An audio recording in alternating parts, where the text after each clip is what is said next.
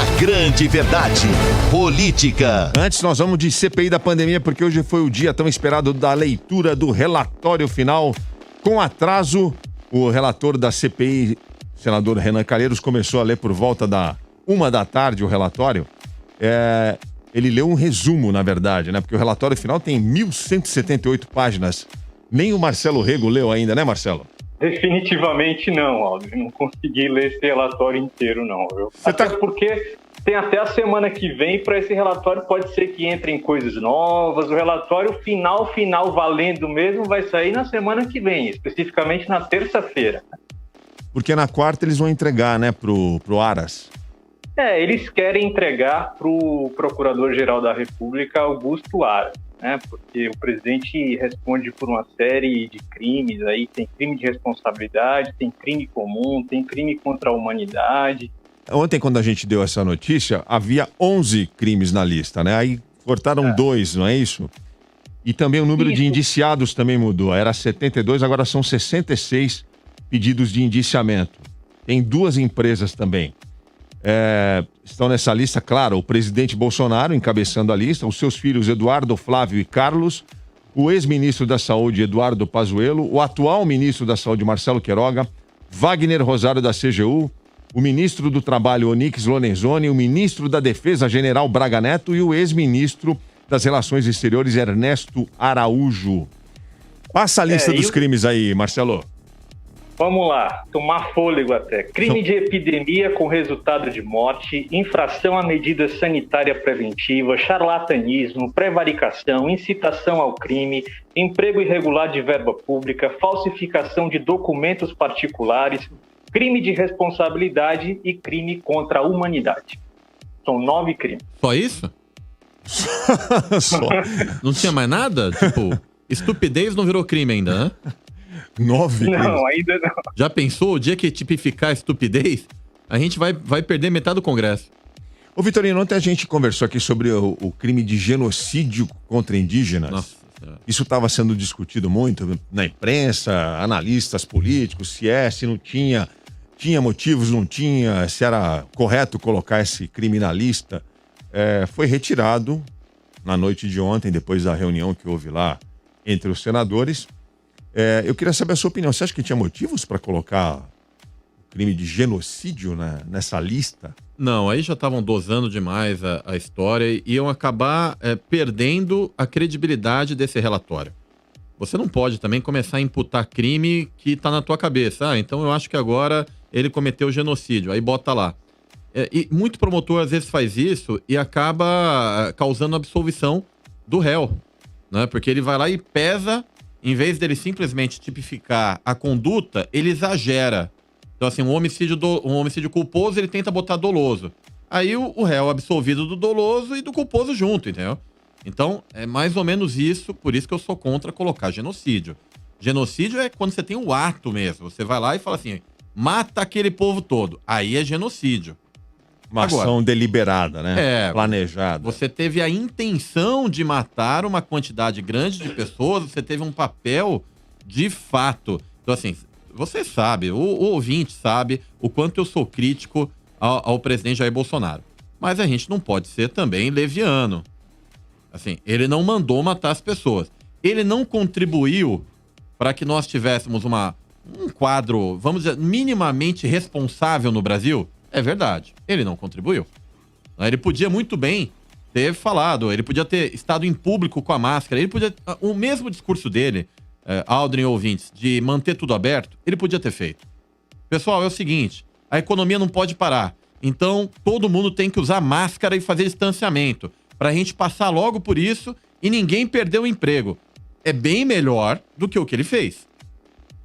Então assim, daria pra ter um discurso. Agora, ele se prejudicou. A gente tem um monte de mortos. O Brasil tá com, se eu não me engano, 50% só da vacinação. Eu tava olhando hoje lá, a França tem mais de 80%. E a França é menor. E assim, o primeiro-ministro... A gente tomou um pito do primeiro-ministro da Inglaterra. Pensa assim, olha. Quem poderia dar um pito no presidente da República? O primeiro-ministro da Inglaterra, que é o Boris, que é um malucão. É um cara conservador que faz suruba. Ele passou um pito no Bolsonaro para ele se vacinar. A coisa tá feia. Não, faltava quem? A Gretchen? Olha, eu acho que o Bolsonaro tem que se vacinar. Sérgio Malandro. Sérgio Malandro, Glu, se vacina, salsifufu. Porque assim, não tem mais o Sérgio Malandro tem mais juízo que o Bolsonaro. Essa é a realidade, né, Vitorino? Rapaz, eu nunca tinha pensado por esse ano. Sérgio Malandro, presidente. Terceira via. Não dá ideia. Não dá ideia. Do jeito que os caras estão, é Datena, Luciano Huck, não dá ideia. Já pensou o Datenão presidente? Deus me livre. Vamos falar sobre isso já. Ô Vitorino, só uma parte aí no que você falou. Do jeito que você colocou aí, parece que foi só uma questão de discurso, de um ajuste de discurso. Mas a gente não pode esquecer que houve atos, houve um plano, né? Os documentos, os depoimentos, há inúmeras provas que a CPI conseguiu levantar ao longo desses 6 meses que mostram que havia uma intenção clara, deliberada do governo de implementar aquela tese idiota da imunidade de rebanho. Ok, isso havia. Era isso que o governo queria. Deixa todo mundo se contaminar, vamos usar a tal da cloroquina como escudo aí, ó. Quem se contaminar não precisa ficar nervoso, fica tranquilo que tem a cloroquina aqui e vamos tocar a economia, porque a economia não pode parar. Isso daí deve ter acontecido porque o Bolsonaro ele também deve receber pesquisa. E aí, em algum momento, alguém falou, olha, esse negócio da saúde é uma coisa que impacta, mas as pessoas estão preocupadas com ter o que comer. E aí ele comprou aquela ideia e usou no tempo errado. Você vai ver que, né, a partir de janeiro, fevereiro, as pessoas nem vão mais querer saber de pandemia, meu amigo. Eles vão querer saber de comida no prato. Do ano que vem. Só que ele fez agora. Ele fez o discurso antes. Aí que tá o negócio. Mas você acha que é uma questão de timing? É uma questão de timing, claro. É o que eu falei aqui, se ele tivesse defendido o isolamento para não parar a economia e ninguém perdeu o emprego, e ainda ia jogar a culpa no governador. Falou, esse daí é o governador que é responsável por você perder o emprego, hein? Eu tô mandando você ter isolamento pra gente manter o emprego e tudo funcionando. Ele ia sair por cima. Bolsonaro agora estaria com 40%, 50% de aprovação. Como ele fez o discurso errado, aí ele tá com 20%, 25%. Mas a gente tem que levar uma coisa em consideração, Aldrin. Qual que é o objetivo dele fazer essa imunidade de rebanho? Era matar gente? Não era matar gente. O que ele estava querendo fazer é ter um discurso ideológico para se segurar politicamente. Mas não era o objetivo de causar os óbitos, entende? Por isso que ele não pode ser considerado genocida. Uma coisa é o seguinte, vamos mandar todo mundo se lascar porque eu quero me livrar dos velhinhos para não pagar a aposentadoria dos velhinhos. Aí tudo bem. Não foi doloso, mas foi culposo, mais ou menos isso. Exatamente. Mas não dá para eximir, né, o cara de culpa, né? Fala, Marcelo. Inclusive a gente lembrar, por exemplo, que isso é citado no relatório também, que a demora, por exemplo, no caso da vacina da Pfizer, as diversas tentativas da Pfizer de vender a vacina para o Brasil e que falharam, né? E essa questão da mudança, da remoção desses crimes, inclusive de genocídio, foi justamente isso que o Vitorino falou, uma avaliação que foi feita de maneira técnica. Eles enxergaram justamente isso aí, o risco desse relatório ser muito contestado juridicamente, de pesar muito a mão e acabar soando como uma coisa realmente exagerada. Então, o grupo G7 teve uma reunião na casa do senador Tasso Gereissati, que inclusive, ainda durante a pandemia, foi até criado um grupo de WhatsApp, Aldrin, chamado Filhos do Otto e Filhos do Tasso, né? Que são considerados os dois senadores mais experientes aí. Tinha que ser neto, né, pô? Filho é muito jovem para ser filhos do Tasso. Bom, enfim, não dá para eximir o Bolsonaro da responsabilidade por boa parte dos mortos que o Brasil, infelizmente, atingiu. Mais de 600 mil mortos é um patamar que não precisava ter sido, caso as vacinas tivessem começado antes, caso a gente tivesse adquirido as vacinas no tempo em que elas nos foram oferecidas, caso o Bolsonaro tivesse uma outra atitude, um outro comportamento em relação à pandemia, tivesse se posicionado de forma clara, direta, sobre isolamento social, sobre uso de máscaras. Ele nunca incentivou nada disso.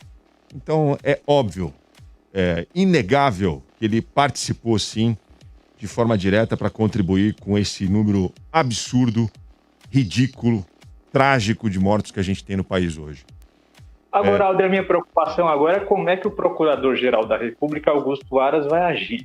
né? Augusto Aras já foi reconduzido ao cargo, ele não deve mais nada ao Bolsonaro. Abraço e não deve mais nada a ele. Essa é a grande incógnita agora, como é que o Augusto Aras vai agir acerca desse assunto? Ué, vai engavetar, velho. Como assim não deve nada? Ele tá querendo ir pro STF. Então, assim, Mas vaga no STF só em 2023 agora. Não, senhor. Essa não. vaga não é do André? Não, essa vaga não é... Quem disse que essa vaga é do André? Não é do André? Não, acho que não. O que você acha que o Alcolumbre tá segurando? O Alcolumbre tá fazendo com o Bolsonaro o que o Congresso americano fez com o Trump. Ele tá jogando essa história para janeiro, fevereiro, para ver a popularidade do Bolsonaro. Se continuar baixa, ele sabe que qualquer um que o Bolsonaro indicar que não esteja em acordo com o Congresso vai ser derrubado. Tô te falando, o Bolsonaro não vai conseguir colocar de jeito nenhum um cara no STF esse ano. Porque ano que vem é ano eleitoral. Aí fala, porra, esse cara tá com 20% de aprovação. Eu vou botar um cara no STF indicado por um doidinho com 20% de aprovação. Pô, você segura a onda. Você fala, então tá bom, bota lá indicado, você vota contra. Bota indicado, você vota contra. O Congresso não é obrigado a aprovar alguém. Você vai aprovar de um presidente que vai sair? Não é melhor você deixar pro presidente que vai entrar? Então, ele teria que segurar um ano inteiro. Qual o problema? Você vai derrubando. Ano que vem é ano eleitoral. Você acha que eles estão forçando o Bolsonaro a trocar o nome? Ou vai ser o Aras, ou não vai entrar alguém no nome do Bolsonaro. Fica vendo. Então o Aras tem motivos para engavetar. Engavetar. Mas assim, ele já engavetou um monte de coisa. Os caras do STF estão putos com o Aras. Tem um monte de coisa que foi parar na mão do Aras que não volta. Parecer da PGR que não tá voltando. O Alessandro Vieira e o Fabiano Contarato falaram que se o Aras segurar, eles vão pro STF. Eles vão acionar o STF. Tudo bem, mas você não pode ser obrigado a... Vitorino, vamos lá, meu. Não dá, cara. Não dá. Você tá muito bolsominion hoje. Não dá. Olha só. Não, falando sério. Cara, nós estamos com um presidente que tem uma lista de 9 crimes nas costas. E não é crimezinho. Não, tá faltando rachadinha aí.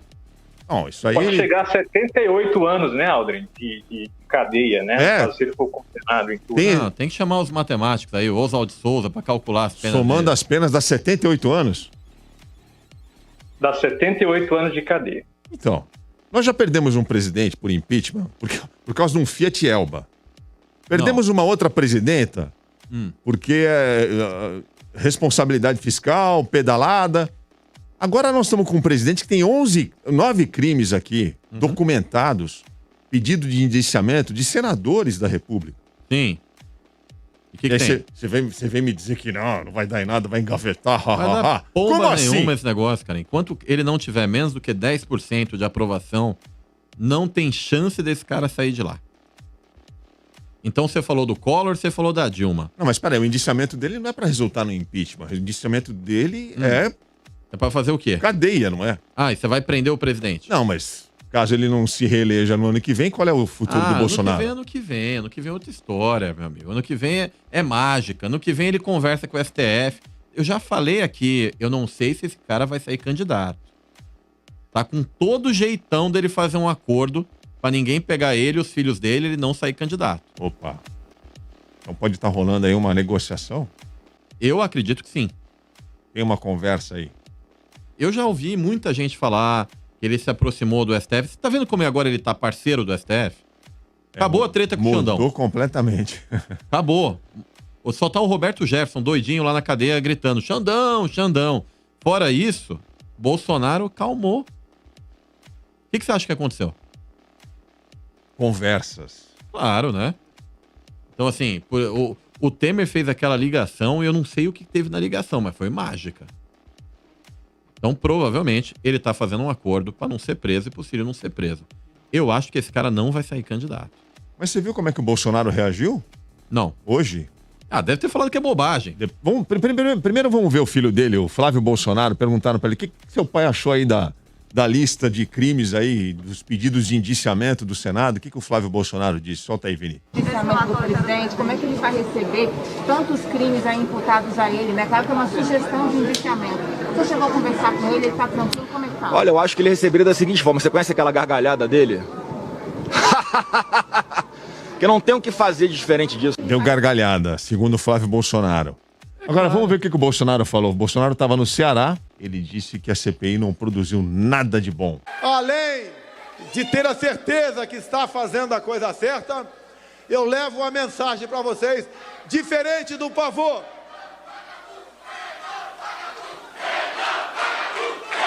Renan Vagabundo. É o que a plateia tá gritando, Renan Vagabundo. Bem espontâneo, né?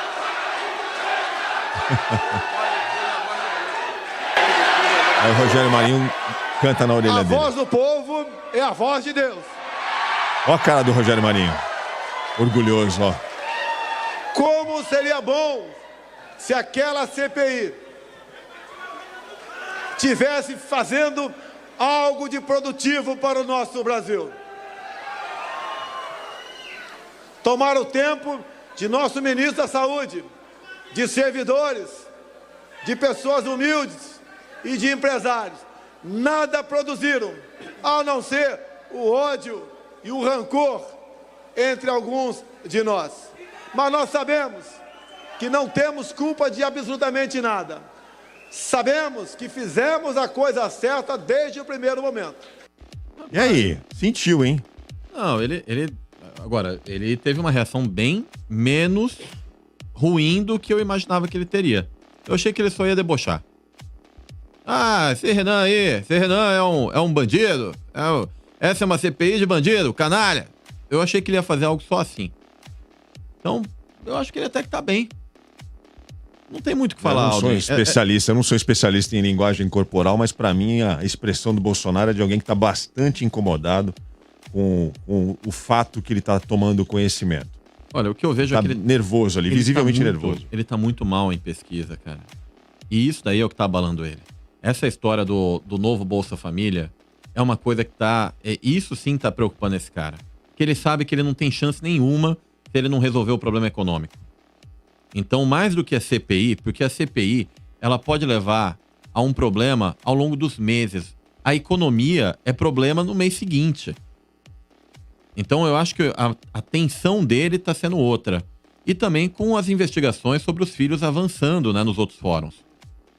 É basicamente isso, né? Agora a gente vai ter que aguardar a semana que vem como é que a coisa vai se desenrolar, que o relatório final valendo vai sair. Mas o vice-presidente da CPI, senador Randolfo Rodrigues, disse que outros fatos ainda podem aparecer por aí no relatório final. Então vamos esperar, né? A grande verdade.